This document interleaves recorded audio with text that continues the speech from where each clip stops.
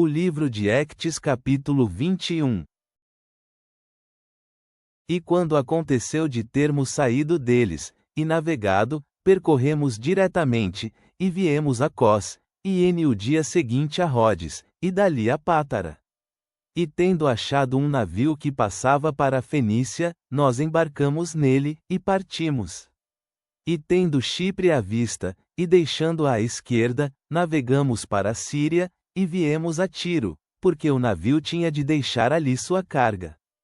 E nós ficamos ali por 7 dias, e achamos aos discípulos, os quais diziam pelo Espírito a Paulo, que não subisse a Jerusalém.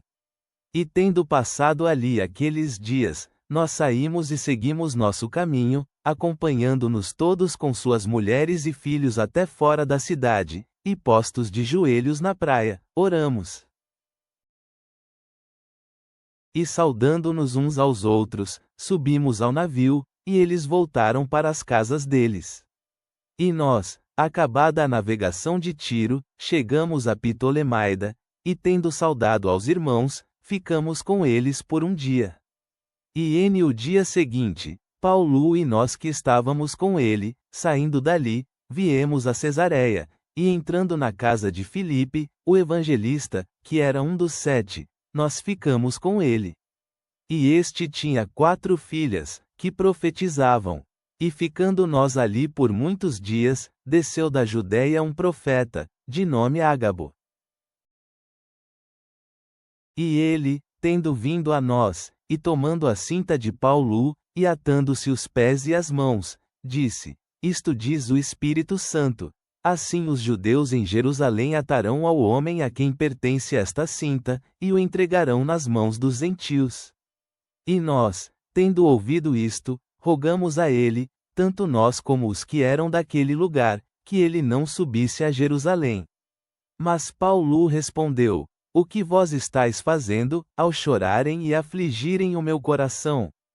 Porque eu estou pronto, não somente para ser atado, mas até mesmo para morrer em Jerusalém, pelo nome do Senhor Jesus. E como ele não deixou ser persuadido, nós nos aquietamos, dizendo: Faça-se a vontade do Senhor. E depois daqueles dias, nós nos arrumamos, e subimos a Jerusalém. E foram também conosco alguns dos discípulos de Cesareia, trazendo consigo a um certo Minasson, cipriota, discípulo antigo, com o qual íamos nos hospedar. E quando chegamos a Jerusalém, os irmãos nos receberam com muito boa vontade.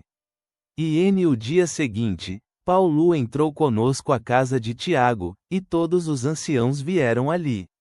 E tendo-o saudado, ele lhes contou em detalhes o que Deus tinha feito entre os gentios por meio do trabalho dele.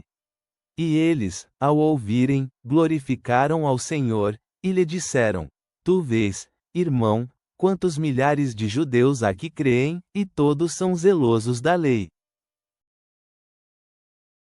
E foram informados quanto a ti, que a todos os judeus, que estão entre os gentios, que tu ensinas a se afastarem de Moisés, dizendo que não devem circuncidar seus filhos, nem andar segundo os costumes. Então o que se fará? Em todo caso a multidão deve se ajuntar, porque ouvirão que tu já chegaste. Portanto faça isto que te dizemos: temos 4 homens que fizeram voto. Toma contigo a estes, e purifica-te com eles, e paga os gastos deles, para que rapem a cabeça, e todos saibam que não há nada do que foram informados sobre ti, mas sim, que tu mesmo andas guardando a lei. E quanto aos que creem dentre os gentios, nós já escrevemos, julgando que nada disto guardassem, a não ser somente que se abstenham do que se abstenham das coisas sacrificadas aos ídolos, e do sangue, e da carne sufocada, e do pecado sexual. Então Paulo, tendo tomado consigo aqueles homens, e purificando-se com eles no dia seguinte, entrou no templo, anunciando que já estavam cumpridos dos dias da purificação, quando fosse oferecida por eles, cada um sua oferta. E tendo os 7 dias quase completados, os judeus da Ásia, vendo-o, tumultuaram a todo o povo, e lançaram as mãos sobre ele para o deterem, clamando: Homens israelitas, ajudai-nos! Este é o homem que por todos os lugares ensina a todos contra o nosso povo, e contra a lei, e contra este lugar. E além disto, ele também pôs gregos dentro do templo, e contaminou este santo lugar. Porque antes eles tinham visto na cidade a Trófimo junto dele, ao qual pensavam que Paulo tinha trazido para dentro do templo. E toda a cidade se tumultuou, e houve um ajuntamento do povo, e tendo detido a Paulo, trouxeram-no para fora do templo, e logo as portas foram fechadas. E eles, procurando matá-lo, a notícia chegou ao comandante e aos soldados, de que toda Jerusalém estava em confusão. O qual, tendo tomado logo consigo soldados e centuriões, correu até eles. E eles, vendo ao comandante e aos soldados, pararam de ferir a Paulo.